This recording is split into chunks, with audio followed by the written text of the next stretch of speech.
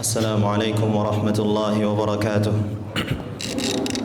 إن الحمد لله نحمده ونستعينه ونستغفره ونعوذ بالله تعالى من شرور أنفسنا وسيئات أعمالنا. من يهده الله فلا مضل له ومن يضلل فلا هادي له، وأشهد أن لا إله إلا الله وحده لا شريك له، وأشهد أن نبينا محمدًا عبد الله ورسوله. يا أيها الذين آمنوا اتقوا الله حق تقاته ولا تموتن إلا وأنتم مسلمون. يا أيها الناس اتقوا ربكم الذي خلقكم من نفس واحدة وخلق منها زوجها وبث منهما رجالا كثيرا ونساء، واتقوا الله الذي تساءلون به والأرحام إن الله كان عليكم رقيبا. يا أيها الذين آمنوا اتقوا الله وقولوا قولا سديدا يصلح لكم أعمالكم ويغفر لكم ذنوبكم، ومن يطع الله ورسوله فقد فاز فوزا عظيما. أما بعد، فإن أصدق الحديث كتاب الله، وخير الهدي هدي محمد صلى الله عليه وسلم، وشر الأمور محدثاتها، وكل محدثة بدعة، وكل بدعة ضلالة، وكل ضلالة في النار. أمة الإسلام، أوصيكم ونفسي بتقوى الله وطاعته فقد فاز المتقون. Ikhwatal iman, di antara bentuk syiar agama Islam adalah dianjurkan bagi seorang laki-laki untuk salat berjamaah di masjid. Pertanyaannya, apa hukum salat berjamaah di masjid? Ketahuilah ikhwatal iman, salat berjamaah di masjid hukumnya adalah wajib. Hal ini berdasarkan firman Allah Subhanahu wa taala, "Wa aqimus shalah wa atuz zakah warka'u ma'ar raki'in." Dirikanlah salat, tunaikan zakat, dan rukuklah kalian bersama orang-orang yang rukuk. Asy-Syaikh Abdurrahman Ibn Nasir As-Sa'di rahimahullah menjelaskan berkaitan ayat ini, salatlah bersama orang-orang yang salat. Di sini ada suatu perintah untuk salat berjamaah dan juga menunjukkan wajib hukumnya. Namun tidak bisa kita pungkiri ikhwatal iman, ada juga ulama yang berpendapat bahwasannya salat berjamaah adalah hukumnya sunnah muakkadah atau sunnah yang sangat ditekankan. Namun terlepas daripada perbedaan pendapat tersebut, yang paling selamat adalah kita tetap melaksanakan salat berjamaah di masjid. Kemudian, agar kita bersemangat untuk menghadiri salat berjamaah di masjid, kita harus mengetahui apa saja keutamaan dari salat berjamaah di masjid. Di antara keutamaan salat berjamaah di masjid adalah yang pertama, orang yang melangkahkan kakinya menuju masjid, maka akan Allah hapuskan dosa-dosanya dan Allah akan angkat derajatnya. Dari Abu Hurairah radhiyallahu taala anhu, Rasulullah sallallahu alaihi wasallam bersabda, "Man tatahhara fi baitihi, thumma masya ila baitin min buyutillah liyaqdiya fariidatan min faraidillah, kanat khatwatahu ihdahuma tahuttuhu khati'ah wal ukhra tarfa'u darajah." Rawahu Muslim.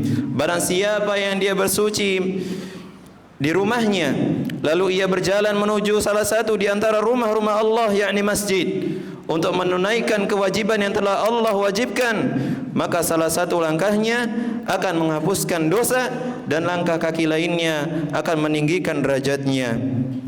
Dan juga dari Abu Hurairah radhiyallahu ta'ala anhu, Nabi sallallahu alaihi wasallam bersabda, "Kullu khutwatin takhtuha ila as-salah yuktabu lahu biha hasanah wa yumha anhu biha sayyi'ah." Rawahu Ahmad. Setiap langkah menuju tempat salat atau masjid maka akan dicatat sebagai kebaikan dan akan menghapus kejelekan. Dan ketahuilah ikhwatal iman, setiap langkah kaki kita menuju masjid maka bernilai seperti bersedekah. Dari Abu Hurairah radhiyallahu ta'ala anhu, Nabi sallallahu alaihi wasallam bersabda, "Wa kullu khatwatin tamshiha ila as-salah sadaqah." Rawahu Muslim. Setiap langkah kaki kita berjalan menuju untuk menunaikan salat berjamaah di masjid, maka bernilai sedekah. Asy-Syaikh Muhammad ibn Shalih Al-Utsaimin rahimahullah menjelaskan setiap langkah kaki menuju salat atau masjid adalah sedekah, baik jaraknya yang jauh maupun jaraknya yang dekat. Yang kedua, ikhwatal iman, akan mendapatkan naungan dari Allah Subhanahu wa taala di tengah teriknya matahari di padang mahsyar. Dari Abu Hurairah radhiyallahu ta'ala anhu, Rasulullah sallallahu alaihi wasallam bersabda, "Sab'atun yudhilluhumullahu fi dhillih yauma la dhilla illa dhilluh." 7 golongan yang akan dinaungi oleh Allah Subhanahu wa taala, di mana pada hari itu tidak ada naungan selain naungan Allah Subhanahu wa taala. Di antaranya wa rajulun qalbuhu mu'allaqun fil masajid, rawahul Bukhari wa Muslim. Dan seorang yang hatinya terpaut pada masjid. Hal ini menunjukkan tentang rasa cintanya kepada masjid untuk salat dan berzikir kepada Allah Jalla wa Ala. Hatinya bagaikan lampu pelita yang terpasang di atapnya, di mana tidaklah dia keluar darinya melainkan dia akan kembali. Ikhwatal iman, kata rajulun, laki-laki pada hadis tersebut hanya terbatas pada laki-laki sahaja, karena perempuan tidak diperintahkan untuk meramaikan rumah-rumah Allah Subhanahu wa taala. Dalam artian dianjurkan bagi para wanita untuk melaksanakan salat wajib mereka di rumah-rumah mereka. Nabi sallallahu alaihi wasallam bersabda, "Wa buyutuhunna khairul lahun," rawahu Ahmad wa Abu Dawud.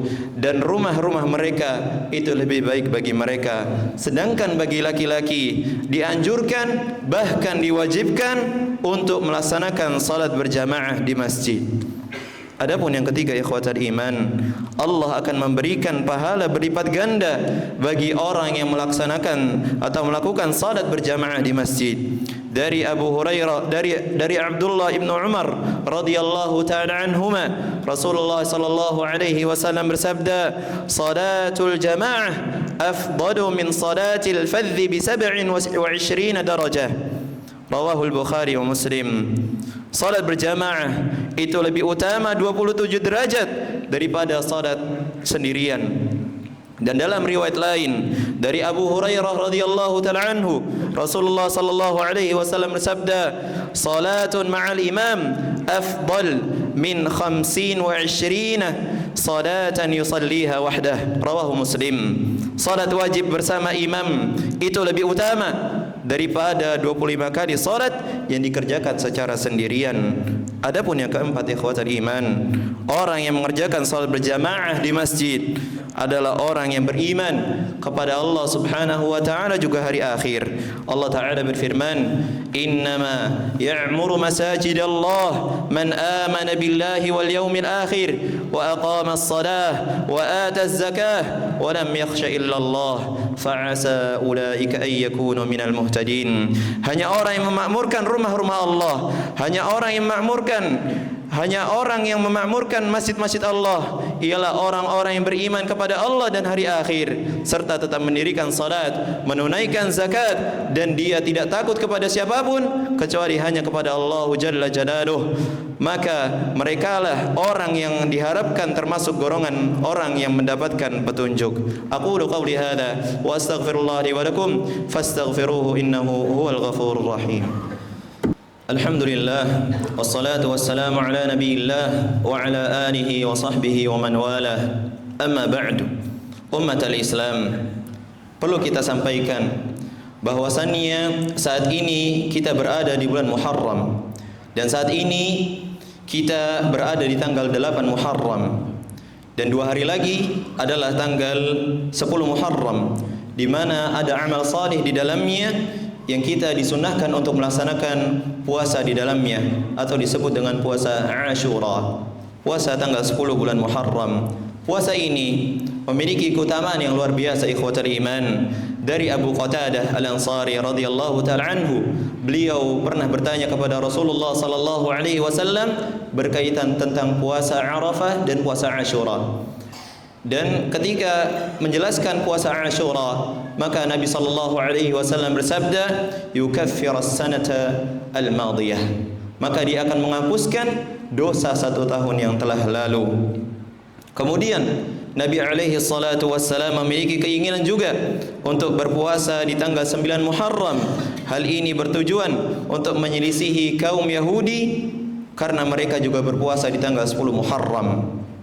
Namun pada tahun depannya Rasulullah sallallahu alaihi wasallam tidak sampai umurnya dan beliau meninggal dunia, dan ini adalah cita-cita Nabi yang mulia sallallahu alaihi wasallam yang bisa kita jalankan, sehingga afdal kita katakan puasa Asyura atau tanggal 10 Muharram diikuti dengan puasa Tasu'a atau tanggal 9 Muharram. Semoga Allah Subhanahu wa taala memberikan taufik pada kita, memberikan kemudahan kepada kita untuk mengerjakan amal-amal saleh, khususnya tentunya di bulan ini.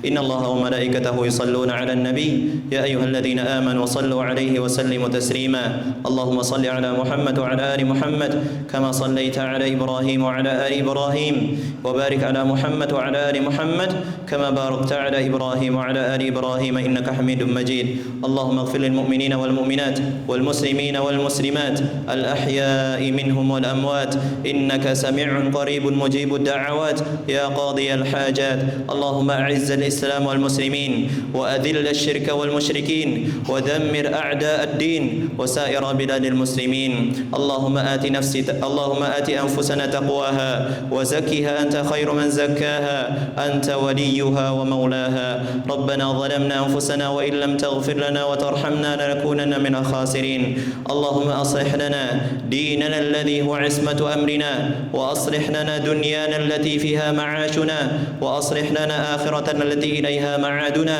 واجعل الحياة زيادة لنا في كل خير والموت راحة لنا من كل شر ربنا آتنا في الدنيا حسنة وفي الآخرة حسنة وقنا عذاب النار ربنا ظلمنا أنفسنا وإن لم تغفر لنا وترحمنا لنكونن من الخاسرين ربنا تقبل منا إنك أنت السميع العليم وتب علينا إنك أنت التواب الرحيم عباد الله إن الله يأمر بالعدل والإحسان وإيتاء ذي القربى وينهى عن الفحشاء والمنكر والبغي يعظكم لعلكم تذكرون فاذكروا الله العظيم الجليل يذكركم واشكروه على نعمه يزدكم ولذكر الله أكبر والله يعلم ما تصنعون